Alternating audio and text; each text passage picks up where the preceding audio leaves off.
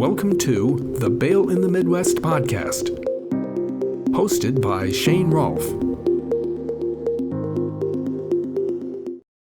Hello and welcome to the Bail in the Midwest podcast, where we explore a variety of topics related to bail, pretrial release, and the criminal justice system in the Midwest. My name is Shane Rolf. I'm the Executive Vice President of the Kansas Bail Agents Association, and I've worked in this field for the past 38 years. Now, when you work in a somewhat unique field like bail bonds, you will often have people say, you should write a book, but almost no one ever does. Books require a story to tell that is longer than a little blurb you tell at a party or just to make small talk. A book has to have risk and consequence and, sadly, loss and setback. The actor Paul Sorvino was criticized for making mafia movies, and his response was that while Italian Americans were known as great shoemakers, there wasn't a lot of drama in the everyday life of a cobbler, whereas there was drama in the mafia.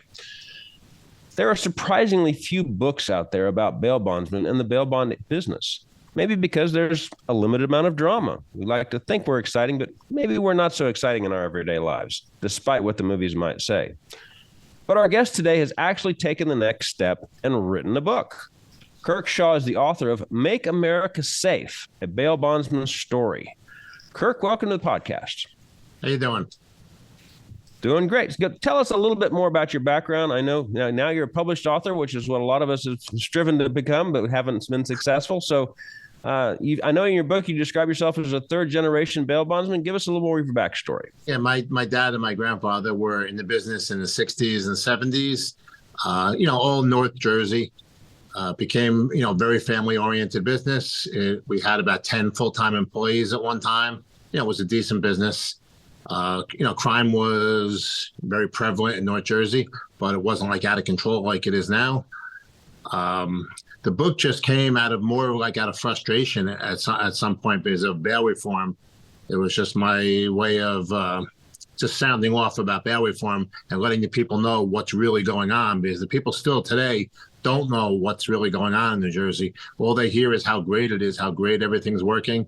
And if you believe them, everything's great because they just keep repeating it. But meanwhile, there's a crime wave across the state like there never has been before. And New York listened to New Jersey saying how great it was, and New York tried bail reform, and it's a total disaster in New York. It's a total flop in New York. They'll never admit it. They walked it back quietly in some respects. In Jersey, too, they quietly walk it back, but they're never going to admit they're wrong. They threw so much money into it. They're never going to admit they were wrong about it. Right. Well, so how old were you when you started doing the bail bond thing? I was 18. 18? Just some straight out of the bag. That was just. I got licensed. It was a big deal. I was the 101st licensed bondsman in the state of New Jersey. It was a big deal to get licensed. It didn't happen overnight. You had to take the test and get appointed, and it was a big deal. It took months. And I guess, through all the different crime waves and the O.J. Simpson domestic violence wave, and right. Through that, and then everybody was a lot of domestic violence. And then when crack came in the 90s, that was like a big deal. And just different waves of different crimes. Right now, we're in the stolen car mode over here in New Jersey and New York. They're stealing cars left and right, and there's nothing they can do about it. They just keep releasing the people because they have to. And they're taking all the high-end cars and they're running them through Newark. They're going to chop shops. They're taking them apart, or they're putting them on a ship and sending them out of the country. Really? I want to talk about the car theft thing, but I didn't realize they were, packing them up in ships and shipping them out. I mean, I know that in my area, you had a lot of people, stolen cars end up crossing over the border. I mean, we're in Kansas, but, and the border is still 600, 700, 800 miles away, but, you just head south through Texas and drive them across into Mexico. I guess probably not the same option when they're in Jersey. So do tell us a little bit more about New Jersey. I mean, we're in flyover country here. So tell us, more than, so it's not just the Sopranos or casting shade from New York people. Tell us about New Jersey. New Jersey, to me, has three sections: the North, the Central, and the South. The North is right near New York. You kind of consider, it's where I am, close to New York. It's Bergen County, population over 1 million. Very diverse. There's all different kinds of crime going on and stuff, but it's not terrible. The cops are really good up here. Everything's. You have, Patterson, who was taken by the state police because crime is so bad over there. A couple other towns in the area are really bad. I mean, it's how much you pay your cops too. The cops in Bergen County are paid, very well. When you don't pay your cops, we don't have a, great department. People start out there, then they leave and go to other departments. So you don't have that base of cops that have been there forever. You have Hudson County up north here. That's Jersey City. That's, kind of violent area. The Port of Newark is like in Essex County. You have Port of Newark, the Port of Bayonne, Port of Elizabeth. Right, a hop, skip, and jump from the city, 10 minutes from New York City. Then you have like Central Jersey, which is the Jersey Turnpike and the Parkway cut through. That's like Middlesex County. And then you hit the shore area, Monmouth and Ocean County. It's really nice at the shore, but again, there's a lot of petty crime. But in the meantime, all the rich and wealthy areas in the state, people have nice cars and they're being stolen at an alarming rate.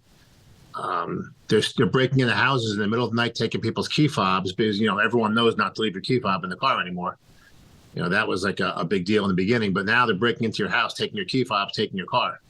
So that's kind of dangerous. A lot of home invasions. The news don't really report on it like they should. And then you have South Jersey, which sometimes you consider Atlantic City, which is like a part of South Jersey. But then there's like the Deep South. There's like Salem and Gloucester County. It's very rural. There's like farm-like, the Pine Barrens. It's just like a different area. It doesn't even feel like New Jersey sometimes. But yeah, there's a little bit of crime down there. And then you have, like on the water near Philadelphia, you have Trenton and Camden. They're pretty crime-ridden also. Yeah, I know that you're sort of that northern part of New Jersey is sort of sandwiched between New York and Philadelphia, right? Am I remembering my geography right? Yep. And so you're getting zero bail people crossing into. Of course, you've got zero bail or some degree of zero bail in Jersey, but you also got in New York and Philadelphia as well. So there's probably a lot of crossover in that corridor there. Yeah, I mean New York. I guess there's a little bit of bail back in New York now. They kind of walked it back a little bit. And even in Jersey, the only thing there's bail for in New Jersey are failure to appears. So you got to wait for someone to fail to appear in court multiple times before they usually get a warrant and get a bail. Now, are those like on municipal court charges, or are those state level charges that they're putting failure to appear bonds on? On both, but they are. You fail to appear once. People have failed to appear many times because there's no consequences. Right. There's very little anymore. People don't report. Everything's virtual. Very few people have to report to probation anymore. You call in your pretrial services. You call in. You can call in from anywhere. And if you don't call in, there's really not much they can do to you. I mean, they really don't revoke your status. You're out on pretrial services. You're out, whatever they want to call it. There's really no skin in the game, and there's nothing stopping them from not going to court. Yeah, I have noticed that in my area as well. I really like some of the Zoom stuff because you never have I couldn't get a ride. Well, you can roll out of bed and turn your phone on and make it to court. So you don't have to get a ride, 50 miles away to make it to the courthouse. But on the other hand, we used to have a lot of people. I mean, there was a pretty active drug testing regimen in the courthouse. People would come to court. The court would go, hey, you look a little funny to me. Go down and take a drug screen. And if they, fail their drug screen, the court would revoke their bond and place them back into custody and either make them post a newer or higher bond or put additional conditions on that bond that they had to do. Obviously, you can't do that virtually. You can sit there and go, hey, you need to come in and take a drug screen. And they're like, later, I'm out of here, man. I'm not coming in for that. I mean, there's people on Zoom right now that are, driving on the revolt. It's petty stuff. Driving on the revolt list. They're smoking a joint. They got their feet up. They don't have a driver's license. But they're in court. And what can the judge really do? Right. I mean, years ago, I had a probation officer. I was looking for somebody that failed to appear in my area and was on probation in that district. And I call and go, hey, person missed court over here. What can you tell me? Can you give me information? Where they live? Are they reporting? Oh no, they're still in good compliance. They were just here yesterday. It's like they were here yesterday. They had a warrant for their arrest. Why didn't you take them into custody? And they're like, well, if we arrested everybody that had warrants, nobody would come report to probation. It's like, isn't that your job? God. Yeah, it used to be a lot tougher than it is now. Now everyone's just set up to just go through it. There's no. Yeah, it's just box checking. So in New Jersey, what's the political mix there? I know we think of New Jersey, at least over here, as just a deep blue state, but Chris Christie I know bad things about Chris Christie. He was a Republican governor in name anyway. And it's my understanding that the last governor's race was pretty close against kind of an underfunded candidate. So, I mean, obviously it's still a blue state, but what's the political mix there in New Jersey?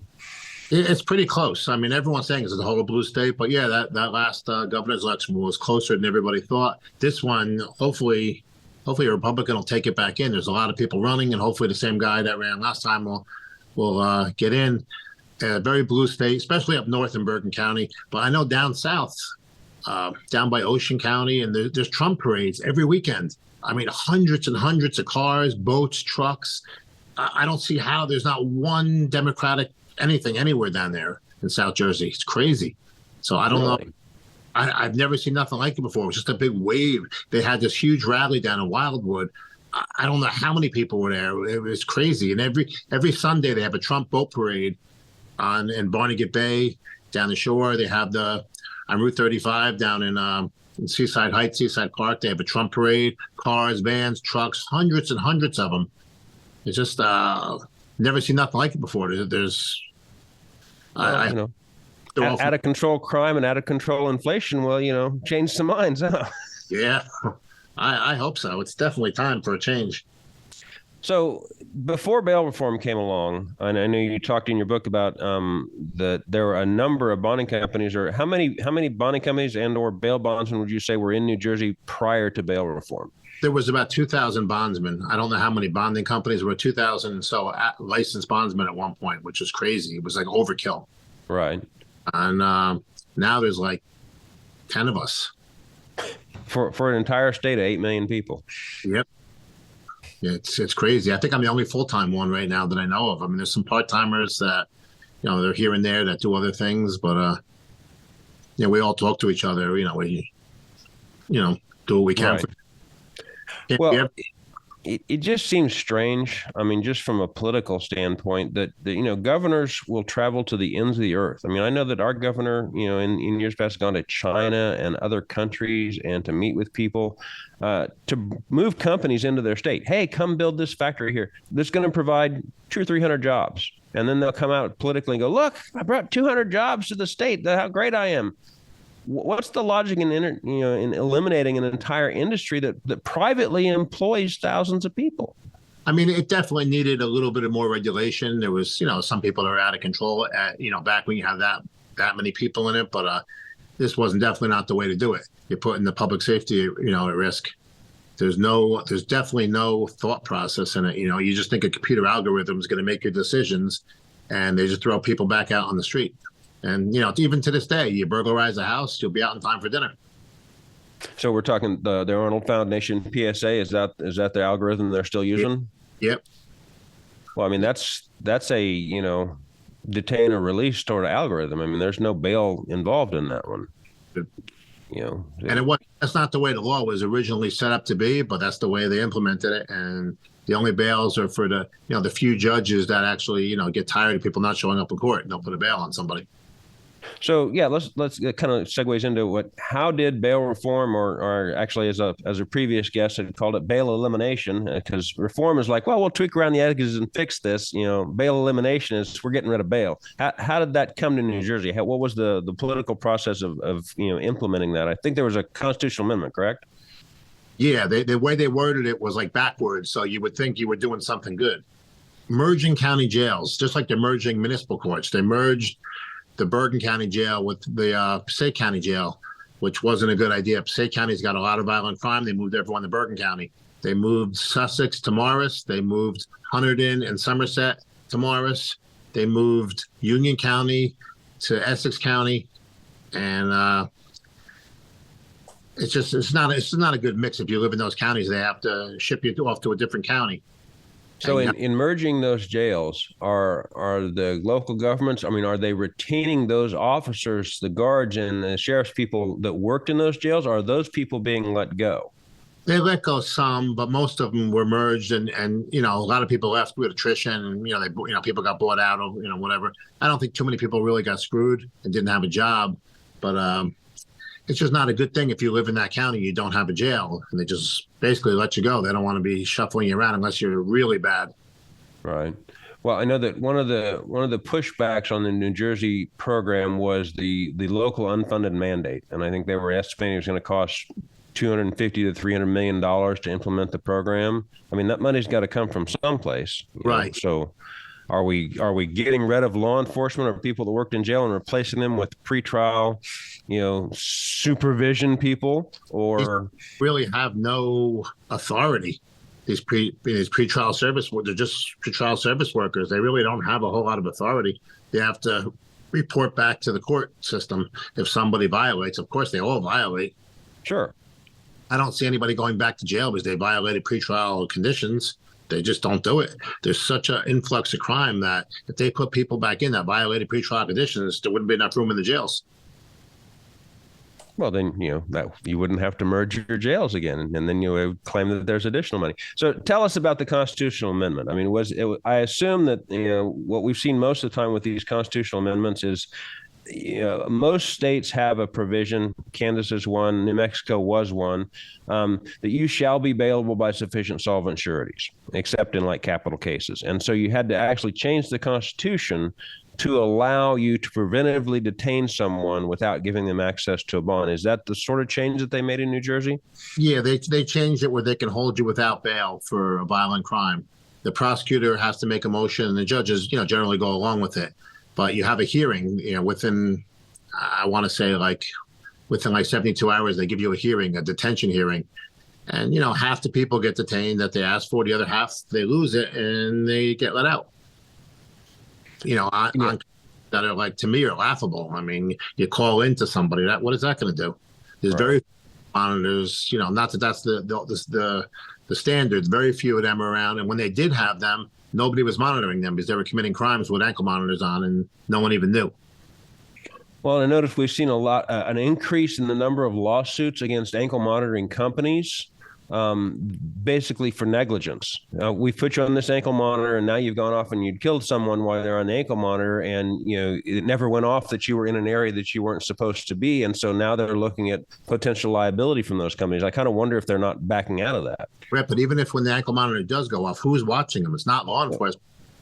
So they really don't have any authority. What are they going to do? It's like that commercial, where they're robbing the bank, and I don't know if you know what I'm talking about with that video. And it's just like a security guard. They really can't do anything. They can't touch it. They have no authority. So it's not like enforcement is, watching these things. I mean, in theory, they could call the police, but I mean, the police are busy, or they're being, downsized and merged into other places. Yeah, but they're not gonna, unless there's a warrant issued. What can they do? Right. They have no authority to go pick somebody up because they violated a condition or whatever. Unless it's like a domestic violence condition and there's a protection order, they really have nothing to go on. So, how you said this was sold to the public sort of under false pretenses? Normally these things are like, hey, we're going to lock up the worst of the worst and not going to let them get out, Right. And then they fail to mention the part we're going to let everybody else go. Is that the Right. same sort of scenario? That's what they did here. They're going to save all this money and they're going to keep all these people in jail. And, for the most part, the only thing it has accomplished was the speedy trial portion of it because, they get the cases over a little quicker now than they did because cases used to go on for years. I know in Jersey, even my bonds, they're good for, 6 years here. The statute of limitations is 6 years for, before a bond gets discharged if a case isn't heard. So, cases did go on for years here. But that's about the only thing I see positive that did happen. They have a speedy trial process, and it definitely helped a little bit. Now, are they actually getting those people to trial, or are they getting a lot more dismissals? They're getting dismissals and deals. Very few. Wow. Because I know we talked to, I think, Jim Quinn, who's a retired assistant DA in Queens, and he was basically saying that there was a huge increase in dismissals from their program as well, just because of the discovery issues, were a problem. When we talked to the people down in Texas, Ken Good, that Harris County is dismissing, something like 75% of their misdemeanor cases because people just aren't showing up, and there's nothing they can do without them being there. I'm going to go out on a limb for saying this, but I know this is true. But again, they keep touting how great it's working here in Jersey. And if it was working that great, why would you say anything? It's great. They keep telling the public how it's working and all this stuff. When you don't show up for your first appearance or second appearance, they don't issue a warrant for you. It just goes like into cyberspace. They keep giving you new court dates. So, of course, everything looks great. Everything's great. Everyone's going to court. No one knows. The public doesn't know these people are not going to court, and there's no warrant for them. So they're not like fugitives. They're just out in cyberspace somewhere. It's crazy. Well, I know that we had here in Kansas, the Kansas Bail Agents Association was actively involved in at least monitoring or trying to present information to a pretrial justice task force. And of course, the New Jersey experiment was one of the examples that was brought up multiple times. And one of the things that we pointed out was that essentially New Jersey had changed the definition of failure to appear. I mean, I as a bondsman, hey, you bond this person out, they got to make all their court appearances. If they miss court one time in there, that's one failed to appear, one case. Whereas New Jersey turned around and said, well, they made 9 of their 10 court appearances and missed court on the 10th one. Well, that's only a 10% failure to appear rate. It's like, well, that's not the way it's supposed to work. But that was what we noticed, and the numbers were coming out of New Jersey. That was how they redefined failure to appear to make their program look better. There's no real facts and figures coming out of here that are legitimate. It's impossible. I mean, I know for a fact when you sit in a courtroom and they call a case and the guys can show up, and they used to be bench warrant. Now it's I reschedule it for whatever. And these cases just go on forever. And even if they get pulled over on the side of the road, there's no warrant for them. They're not going to bring them in. They're just out there. We had a deal here where a lot of the city courts during COVID, especially, were doing what they called advise and release. So you'd have a warrant and you get pulled over someplace and they go, hey, city of wherever, we've got this warrant for him. Do you want him? And they're like, no, just advise and release and tell him he's got another court date. And so they would then cancel the warrant, schedule another court date, and shock of shocks, they would fail to appear again. I mean, they come up with something else too, which kind of didn't work. So they come up with another thing. The judges in Trenton come up with anyone with a $500 bail or less is supposed to be pulled over on the side of the road. It's automatic release. I understand that. So what you did, you had the judges basically force their hand to increase the bails to be higher instead of $500 or less for minor stuff. So every time you release somebody, of course, they're not going to come back. You hand them a paper, come to court at such a date, and that's it. And they let them go. They don't bring them in. It sounded good in theory, but now you're increasing. Judges are increasing the bails because no one's showing up, and they want them picked up on the warrant. So the city of Overland Park here does the same thing. Their threshold now is $3,000 for a bond amount on a warrant. If it's less than that, they won't come pick you up unless you're actually sitting in the county jail on something else. So all the judges have done is basically start setting all the bonds at $3,000 to make sure the police department would pick them up. Jersey, up north, they keep letting everybody go. So you get pulled over, you got a warrant. No matter how much it is, they're going to get you ROR. They're not bringing anybody in. No one's coming to pick you up. Central and South Jersey, they enforce the law the way it's written. They'll come pick you up. It's just a little different, It's just. Now, in your book, you'd referenced one of the reasons for needing some degree of reform. And so we weren't talking about bail elimination or doing away with bail or letting everybody go, but you'd referenced various scams, people lurking around outside the jails, claiming they were bondsmen and taking people's money. Oh, yeah, I'll get your person, and snatching the cash up and disappearing. So, I mean, was that the sort of example that was thrown out in the public to try and justify this? Yeah, Chris Christie used that and ran with it. They had like a Department of Investigation report and whatever. And, everyone legitimate cooperated with them. And there were people doing that. And we pointed them in the right direction. You just go to one of the courts and you'll see it yourself, And they did. And there were unlicensed people and solicitors and all that nonsense going on. But, this was not the way to handle it, to get rid of the industry. This wasn't the industry's fault. It's their fault for not regulating it. Well, yeah, there were a lot of different things they could have done. I mean, it could have just made it a crime to hold yourself out as a bail bondsman if you didn't have a license. I mean, that seems like a pretty simple solution. There are a lot of people scamming people now for money, saying that so-and-so is locked up. They're doing it over the phone calls. You have no idea where it's coming from, and people are still falling for it. You hear about it all the time. Hey, I mean, this is, I guess, story time, but there's a scam that's been going on here. It just cycles through. We see it about every 9 months, comes back around, because our jail publishes everybody that gets booked in over the last 24 hours and everybody gets released. And so you can see who got released and who posted their bond. So, I mean, if Shane's bail bonds, for instance, if we post a bond, then some scammers will get on there and, get on the computer and try and figure out a phone number for those people and call and spoof them and claim that they're from us. And, oh, hey, you need to go to Walmart and get us some gift cards and send them over there. We're going to come pick you up. We actually have a form, a piece of paper that we give out to our clients. This is a scam. We will not call you and say, hey, we're going to come throw you back in jail if you don't get us some Walmart gift cards. But it was amazing how many people, would fall for that. And so when it ramps back up, then, okay, we're passing these forms out again. But you call the sheriff's office and make the report, and they're like, well, we traced it back down to a voice over IP in Canada, and Canada won't help us. And, well, what's the deal here? How is this our fault? We're doing the best we can to prevent this. Yeah, no, it's still happening here. I hear about it almost every day. It's just like scam heaven out here in New Jersey. If it's not that, well, yeah, that's go ahead. Always a good thing, they usually call. They don't usually call someone's parents. They usually get their grandparents or someone that. Yeah. So something that in your book that really resonated in me was chapter 5 is the book, and you titled the chapter was titled "The Beginning of the End."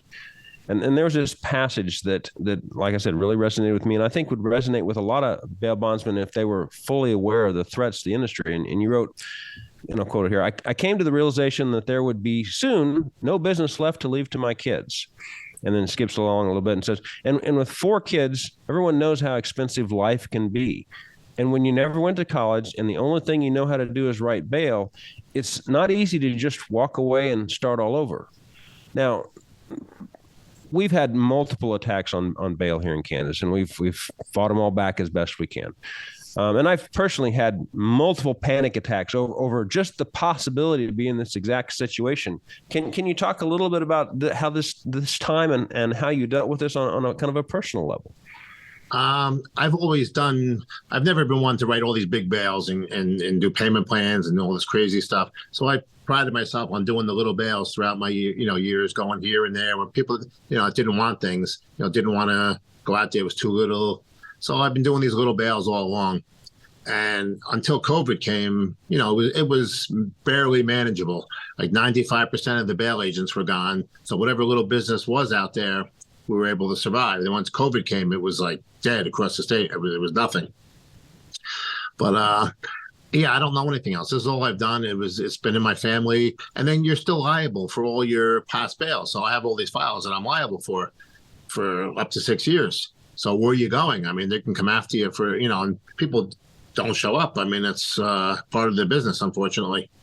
And you got to stay on top of them, and cases go on forever. So how do you really ever get out of this? I mean, with a clear head. Right. Well, I mean, and I would assume, given COVID and this, criminals talk to each other. I mean, if their buddy got out and didn't have to go to court and they're not going to pick him up, it doesn't matter to them at this point that they're on bond with you. I mean, to a certain extent it is, because wait, my bondsman will still come and get me. But I have to imagine that would have increased the failures to appear that you were having. Most definitely. And then the climate the country's in, and using bounty hunters, not that we use them that often. When you have to use a bounty hunter, you have to use them. But for lack of a better term, investigator. But it's just a huge liability to use a bounty hunter now with the climate and the way things are. And you'd bring someone into a police station or jail, and they would just get an order to release them, to get rid of them. So you're just wasting your time, basically. Unfortunately, I mean, but that's also an argument we were making during that time. It's like, hey, just come on in. They're just going to let you go, man. We'll drive you down there. They'll sign a piece of paper. They'll let you right back out the door, and, then we're off the hook. They don't do it so much anymore, but for about a year there during COVID, that was a great argument for getting people back into the mist. It's like, hey, come on in. But I would assume from, especially if you don't have more revenue coming in, or if it's very limited revenue coming in, and then you've got to still deal with paying forfeitures and getting people back in. I mean, it's just a black hole. Right. It was just stressful. It was really stressful, and a stressful part of my life. And, thank God it picked up a little bit. It's nothing crazy, but at least I'm able to survive. I still have one more kid at home. Kids are expensive. My kid plays ice 7 days a week. It's a very expensive sport. We're traveling, and it gets a little hectic. Well, I know that a lot of guys, because this happened in Colorado, Colorado limited a bunch of bail stuff. And so we had basically a bunch of bail bond gypsies essentially move across, came in from California, wrote a bunch of terrible bail and went out of business themselves. But my understanding was there's a number of people from Philadelphia that basically spread out to the adjoining states that where they could. Is that, are you in a position where you could do that at all, or is that's suicide? Because I know New Jersey. I know New Jersey very well. If I went to New York, it wouldn't work. I mean, I don't know it like that. I don't know the people you're dealing with. You don't know the courts like that. It would take years to get accustomed to something like that. Pennsylvania, every county does something differently. That's not for me either. Delaware, there's very little bail, and that's all it is up here. Connecticut's changed. I mean, I just stay in New Jersey. I don't do transfer bonds. I really don't do any out of state because I just don't know it. I just don't know the system. Well, we have that same situation. I mean, Kansas is 400 miles wide and got 105 counties. It's like somebody gets, and I'm clear on the eastern side of the state. When somebody gets arrested in western Kansas, one, that's 300 miles away. If they get arrested in my county, I could write that bond to send it back to the other county. But then I have no idea how that county is going to handle things. And that's within the same state. Yeah. Same deal here. I mean, I don't really do South Jersey, but I have enough counties up here that are, that I've, known for years. I basically just stayed in one county most of my life, but as, things changed, I kind of expanded a little bit. I got rid of my office, 2018. I got rid of my office and just work out of my house. And well, yeah, I mean, people forget that the bail bonds is a business. They're like, oh, you just made, $1,000 out of this. Well, yeah, but I've got rent, I've got phones, I've got, this, like every other business has expenses. They sit there and, even people who should know better, judges who were attorneys who had their own law practices act like, well, every last dime that comes in is just pure profit that you're running around with. I have a business to run here, and advertising. I mean, obviously, the advertising has changed a lot, but back in the day when there were phone books, that was a knife in the chest as far as paying those bills. God. Yeah. It's. Yeah, I mean, so it's an actual business with business expenses and everything else, and people kind of forget that to a certain extent. Yeah, time it was, it's hard to run a business with 10 employees and just cover everything sometimes, especially when you're not busy. Right, and then then you're trying to balance. They have to make money, or they're not going to stick around. So I mean, you've got to get lots of balls in the air to juggle when you're running a business on that. My older son was working for me, doing it for a few years, but it wasn't enough to sustain him after a while, so he had to go out and do something different. Well, and then if you're looking at that long term, is it a long? I mean, obviously from your perspective, it was when you were younger, but you look somebody in that age now, is something you're going to go, well, I'm going to make a career out of this. I mean, is the government? I mean, I know we push back as much as we possibly can, but is this going to be a long-term deal? It's too unstable. Right, it's hard to say. I never thought they'd be able to do what they did. It was just wow. Now, one of the primary purveyors of some of this information gets out is the news media. And I know you talked about in your book your experiences with the news media. And I've read countless articles where the news media frames so-called bail reform. I mean, even news media that seems friendly to us says something like, well, this is replacing the state's cash bail system with one that chooses whether to release defendants based on their risk to community. And it's like, I really, really dislike this framing of the argument. It's as if the previous system, the cash system, wasn't risk-based. I mean, it's not like everybody comes in has a $1,000 bond. It doesn't matter what you did. So, I mean, if you accept this framing of this issue, you've really kind of already lost the argument. But what was your experience in the news media during New Jersey's bail reform? They just listened to what the legislature people told them. And all they kept doing is making out the stories as, oh, poor me, poor bail bondsman's not making money. That's how they kept turning my story around, basically saying, the poor bail bondsman's not making money anymore. And I was trying to explain to them what was really going on and how crime was increasing, and nobody wanted to report on that. So I just listed in my book like a synopsis of a couple months of crime and every incident, how many people keep getting released, and the same people keep going back in and getting released. It's a revolving door. As it is today, it's still a revolving door. There's one guy, I check the jail every morning when I wake up. I check to see who came in the jail, up here by me. And the same person comes in 2-3 times a week, and they just keep releasing them. I mean, I know it's petty stuff, shoplifting and assault and whatever, but it's 2-3 times a week, every week. Different town. They just got to keep releasing them. petty crimes are still crimes. I mean, whether they're petty or not, they're still a victim. If you're shoplifting in that store, every day that you walk in there and getting caught 3 days out of 5, that Right. has an impact on And everybody. a couple dollars worth of stuff. They're taking, thousands of dollars worth of stuff every time. So it's not like a little nonsense, take a pack of gum. This is real, real shoplifting. It's like a way of life. It's what they do for a living. And getting arrested is just a part of doing business. Just like bail used to be, that they had to pay bail. It's part of doing business, but at least they would definitely make their court appearances if I was involved. Now they don't go to court, they get a warrant, they go to court, they release them from the warrant, and they're back out anyway, real quick. Now, like you said, in the second half of your book, you listed a huge number of specific examples of the failings of bail reform in New Jersey and New York.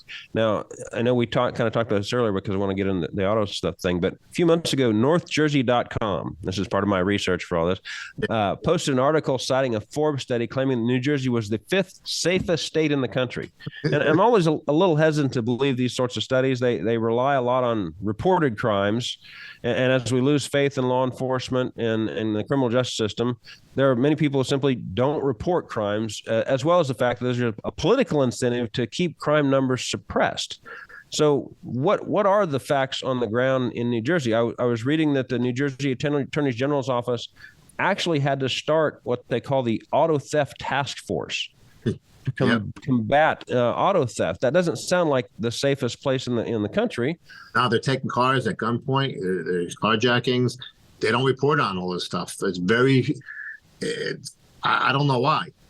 I mean, you see it there's a couple online newspapers on the internet that report on it, but they don't really get a whole lot of traction. But yeah, that's stuff's happening. I'm on all these websites. I'm a fireman, so I'm on this All Incidents New Jersey website, and every time something happens, whether it's criminal, a large criminal thing or a fire, it's on there. You see what's going on.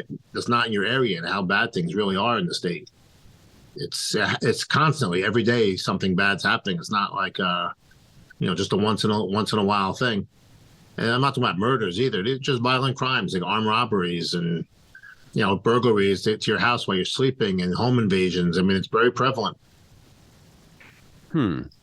So, I mean, I can see where the political incentive is there that we don't want to report this, but one of the things, the interesting part on the auto theft deal, I guess the state actually released these numbers, said the number of stolen vehicles jumped 20% between 2020 and 2021 and has increased at least 5% year over year. And according to New Jersey State Police, an average of 36 cars are stolen a day, and more than 16,000 cars were stolen last year in 2023. I guess the point of that, when you're looking at crime numbers, is in order to file an insurance claim for a stolen car, you have to make the police report. Because Right. the insurance company, if you don't make the police report, the insurance company won't pay. Well, whatever, we don't know that your car was stolen, you didn't make a police report.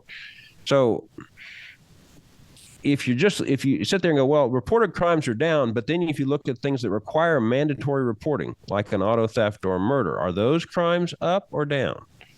I say they're up. I mean, I don't have a way to get actual real facts and figures. And if I did, I wouldn't believe them anyway, because I know what they do.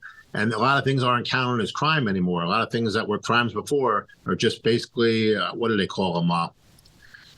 An offense. It's not crime. So, unless it's something violent, it's not a crime. It's just like an offense. They categorize it as something different. It's crazy. So decriminalizing or an ordinance violation or something like that rather than a criminal offense. Quite stuff. There's tons of that stuff, but you don't hear about any of that. That's all like minor, but yeah, they're inundated with that stuff. So, I mean, you mentioned that you thought auto theft and burglary, those things were essentially zero bail for the most part. Oh yeah, there's any new charge is zero bail. It's either they hold you or release you, and most of them end up getting released. The only you know what? It appears. Sorry, I interrupted you, but do you know what the standards are for preventive detention? I mean, what does the state have to prove in order to detain you? You got to come up with a high number in that computer algorithm for them to start. That's if you don't come up with a high number, they have to release you on a summons right away. But if you come up with a high number that you're a risk based on that Arnold tool or whatever they're using, over there. Then the prosecutor has to file a motion to show you're a danger to be let out. So then they have a hearing, like a full-blown hearing. And half of them are won, half of them are lost. So the people get out anyway. So, but we don't know what the standard, so basically, if your number is low in the PSA, which doesn't mean anything, it basically substitutes any sort of judicial discretion. Right. The judges really don't take unless it's some kind of real egregious act where the news media is going to be involved and they have to step in. Their judges are basically just there. They go along with whatever the thing says.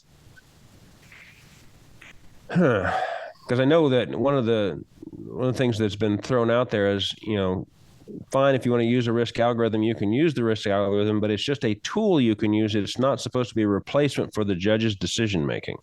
But it sounds like in New Jersey it is. It is. It definitely is. I mean, a lot of the judges have to fall in line and do what they're told also. This is not, I don't think this is what the judges want, but they're being told from up above, this is what you got to do. And they all fall in line with it because, they want to keep their jobs too. No, that's true. I mean, are judges in New Jersey largely elected, or are they merit retention, or appointed? They're appointed. They're all appointed. Municipal court judges are appointed by the town council and the mayor and council politically, and superior court judges are appointed by the governor. And there's no state effort, no voter retention or anything like that. It's just basically the governor appoints you and you get to be a judge until whenever. Yep. It's crazy. I mean, not that it's worked out really bad. Superior court judges are on the ball. They definitely are. Most of them are pretty good, but it's just not a good way of doing things. Like when other states, elect judges and elect prosecutors. I mean, I love the prosecutor of Bergen County. He's a great guy, but you don't know who you're going to get there, half the time in some of these other places because they're just appointed, from the governor. They're, some political appointee. Well, no, I mean, I understand the political appointee part. I mean, we see that a lot when judges initially come in, depending on which, because we've flip-flopped. I mean, Kansas is a very red state, but we flip-flop governors. We have a Democratic governor right now. Prior to that, we had a Republican governor. It's a supermajority in the legislature versus a Democratic governor in the governor's mansion.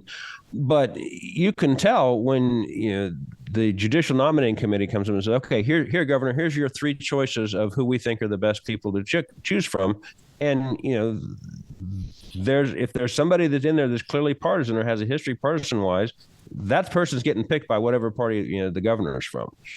It's not saying that they're a bad judge because, I mean, generally they're very vetted, but there's still political considerations that were made there.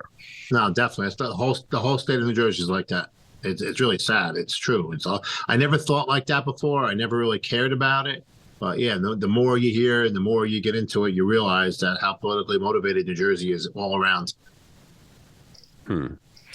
Now, back on that study, that same study that said New Jersey was so safe said that New Mexico was the most dangerous or most unsafe state in the country, which I thought was a little bit off since New Mexico essentially adopted the same plan as New Jersey. I mean, using the Arnold PSA, having the detention hearings and letting everybody else go. It just seems a little odd that New Mexico would be, this hellhole and New Jersey's, pristine and the best place in the world. I guess they take other facts into account, other things, but yeah, there's different surveys all the time about the safest towns in New Jersey, and you look at it like, really? Or the most crime-ridden town in New Jersey? They don't make sense. Well, one thing obviously New Mexico has different is its proximity to the border. And I know they, within a year of their program being implemented, they were like the number one city in the country for auto theft, probably also because of reporting issues as well. And one of our first podcasts we did was with Gerald Madrid, who's a longtime bondsman in New Mexico, and same sort of deal. Terrible situation there. Like a third of the people that were put on any sort of electronic monitoring never even bothered to show up to get there. But now that we're seeing, these southern or red state governors shipping, a lot of the border crossers off to other places, are we seeing more of that same influx coming in New Jersey? Yeah, mostly in New York. They just started, dropping them in New Jersey. they're all getting arrested in New York now constantly. And even like in Jersey, the shoplifting in Paramus, where all the malls are, it's like the mall capital of the world. You look at their address as they're being released. They're going to court. It says migrant shelter, New York, New York. These people aren't coming back. 100% not coming back. You don't even know if their name's right. There's nothing. There's no socials. They're here illegally, and they just they have to release them as part of what they have to do. So they just release them.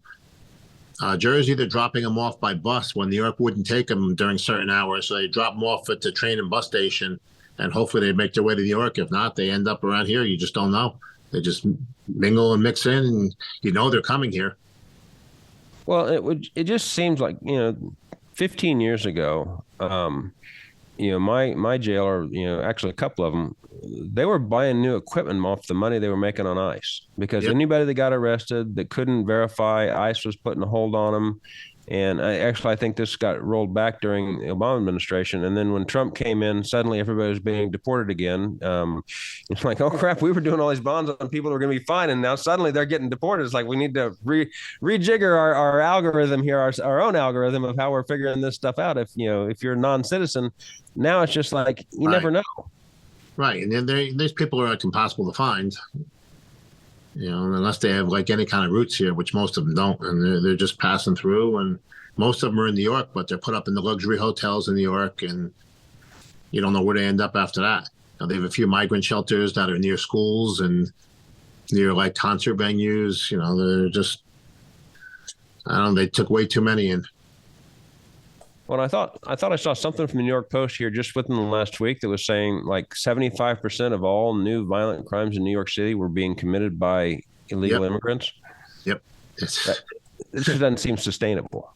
Even the news actually is reporting on the news does a good job reporting in New York. They do. You can't really hide things in New York, the subway crime and the violent crime every day. I mean, you hear it on the radio out here. They can't really hide. Jersey, they kind of like subdue it. You really don't hear much about it. It's very, just goes into the woodwork. You hear if it's in a nice town, you'll hear about it. But the amount of people getting killed in the next town from me and shot, it's just like whatever. Nobody cares anymore. Yeah, well, I mean, not newsworthy. I mean, when it's suburban area, and that's who's paying the bills. That, oh my God, this is the worst thing ever. But then it's supposed to be a little more uniform across the board. So, a couple of wrap-up points. Yes. Do you see anything on the horizon to bring bail back in New Jersey? I mean, if you can get somebody elected in from a less pro-crime party. Yeah, I wouldn't expect it to ever come back to anything near what it was, but I'd love a judge to really have a say in it and have a human input on what goes on, and let a judge be able to set bail if he sees fit. I understand they want to let all the low-level people out, and I understand that. But when you have, someone who doesn't fall into the real violent crime or the low-level stuff, people that are in the middle, a judge should have the right to set a bail instead of just letting them out with nothing. And pretrial services, to me, is nothing, because there's no incentive, there's no skin in the game, and there's nothing they can do if they don't comply. Well, and my experience with pretrial services is when you first have an office like that, you have what I call the true believers come in. I mean, the people that have just come out of college with their sociology degree, and they're gung ho and let's get this in, and they have a small number of people that they're supervising, and they do a pretty good job initially because they're putting the time in. But then the courts are like, okay, well, here, take these 500 more people, and before too long, the idealistic social worker that came out of college is completely burnt out. It's like, I got to go find a different job. I can't deal with these people. And the whole system's overwhelmed, and they're not willing to pay for it. Right. There's definitely they're not paying top dollar for it. Just like they want to send social workers on police calls here, on domestic violence calls. There's no way that's going to work here. These people are violent. I don't care what they're trained for. When someone pulls out a gun on you, you better have a trained law enforcement officer ready to go. You can't be a social worker going to some house of a domestic violence and you're going to stop it. You can't talk sense into people that are like that. It just doesn't work. Well, and you're not going to the time to go through your therapy session is not curbside. Right. Not when you're right in the middle of what's going on. Is okay. You've been arrested. You're in custody. We've resolved this situation. It's no longer violent, and you're outside of the situation. Now we can look at getting you the mental health treatment that you need, or getting some. But the idea that, we should just send somebody in to deal with this that can't control the situation, it's asinine. No, it's crazy ideas. And even like the halfway houses, I don't know when it ended up happening with the halfway houses in New Jersey, because you don't really hear about them anymore. But people are walking in and out of them like they can do whatever they want. And there was no consequence to that either. You're sending people to a halfway house and they just walk out. And what are you going to do? Well, I guess, again, it's a question of overwhelming the system. I mean, the Manhattan Project, which was 40 years ago to talk about how bail wasn't necessary, they put the level of resources in that they had essentially one full-time person working for every person they had in that system and go, look, we can do it without the bail bondsman. It's like, that's not something that's scalable. You cannot scale that up, to where you have one full-time person supervising one criminal defendant the whole time the case is going on. It's just functionally impossible. So, and then finally, I guess, what about you? It sounds like you're still doing some bail. You probably suffered the worst business rug pull any of us can imagine. What's going with you moving forward? I'm just going to keep going as long as I can. Hopefully hopefully it's still here. I mean, I don't ever expect it to be anything like it was. And I understand that, I think, it needed a change, but hopefully the system will walk itself back a little bit to where it was, somewhere in the middle, just like the political, mess in the country. Hopefully somewhere in the middle we end up, because either side, it seems to be like so far apart. And there's no common sense, nothing in the middle. That's what we have in Jersey. There's no middle ground here in the criminal justice system. It's either A or B, and there's nothing in the middle. And bail would be perfect for in the middle, when you don't want to release somebody, but you can't hold them. Well, that's been an argument I've made for a long time. Is bail is the middle solution. I mean, there's one on the left side, I guess you have let everybody go, and on the right side you have everybody, lock everybody up. Neither of which are sustainable solutions. Somewhere in the middle, you've got to have a solution. Middle's not always the best place to be in this political environment, and so sometimes we can get hit from both sides on that. No, definitely. But I see a couple of the counties here that are setting bail for fatal appears, and they're not.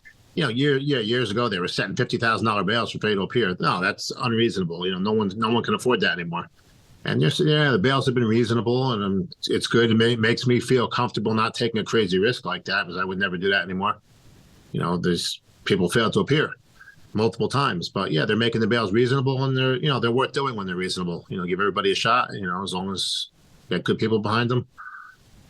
So you're not completely run out of business, but most of your other people were harder than I was, and it's just me now. I'm doing.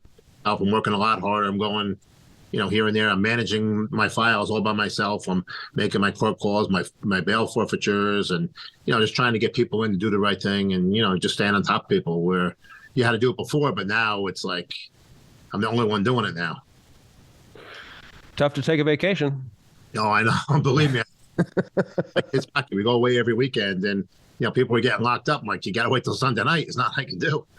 It's well, if you had other people, I mean, if you get 24 coverage 7 days a week, well, okay, it's all good. I'll be back in a few days, and now it's like, nope. And me, I love the Caribbean. I just can't get there now. It's it's hard to take off more than a few days. And I always and I'm always answering. Wherever I am, I answer my phone. Unless I'm driving the fire truck or something, I can't answer the phone. I answer my phone. No, I mean, it was funny reading the section in there about, walked away from dinners and movies and parties and everything else. It's like, I know that scenario there when I first started doing this. Is like, okay, yeah, this is a great movie, but we got to go because I got to go down to the jail and get this guy out of jail. It's like our all weekend. We're going down the shore, and we're going to go to dinner, and got to stop and do a bail, and you get down. We're down. We got to go another bail. We're down there in one car, so you got to come with me. I mean, they're all quick, and the jails have been very good and receptive up here. It's definitely a different atmosphere now. It's a younger crowd. Everybody's happier, I guess, but they don't see a bondsman every day anymore like they used to. New Jersey did some marijuana legalization, right? Yes. Okay. My nephew, I think they did honeymoon stuff there, and they're like, along the boardwalk, and there were just wafts and wafts of weed smoke. It's bad down there. So, I mean, is that having an impact, you think, over time, or? The only impact I see negative, I mean, I don't really care if people do in their own house, whatever. You want to go smoke. It's disgusting to do it around little, kids on the boardwalk. But people driving that are high, that's a huge issue. And it really hasn't been addressed yet. There's people getting killed. You don't know if they're high. Like, when you're drinking, they can find out right away. Kind of, they smell it. You smell marijuana, like, all right, you got to take blood. If you don't take blood, you really don't, you don't know. And it's hard to tell what even the levels are. I remember reading something a couple of years ago that there was some university that was working on essentially what would be a PBT for marijuana. So we can pull you over and you blow into this or whatever. We can tell whether or not if you got too much marijuana in your system. I just don't see how you can legalize something like that when you're going to involve. Again, I think we're going to legalize it anyway at some point. Right. But, you're dealing with public safety issues. I mean, how do you have a heavy equipment operator go up and go, you can go work this crane, but you got to have a drug test. Oh no, I didn't use it. I just used 3 days ago, but it'll stay in your system for a month or more. No, it's bad. It's bad, especially people driving in Jersey are crazy. I mean, there's accidents all over the place. There's drunks. I mean, I was just reading something. So I listened to it on the radio. Suffolk County, Long Island, out far Long Island. It's like the drunk driving capital of the world. I don't remember how many people got killed last year on DWI deaths. Like, it's an incredible number, more than anywhere in the country. And that's like right here.